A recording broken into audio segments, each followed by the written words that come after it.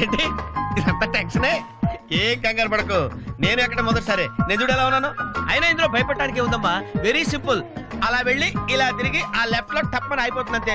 నీకు మరీ భయం వేసింది అనుకో, నా చేయి పట్టుకో అంతే. వేసుకో వేసుకో, అస్సలు భయం లేదు.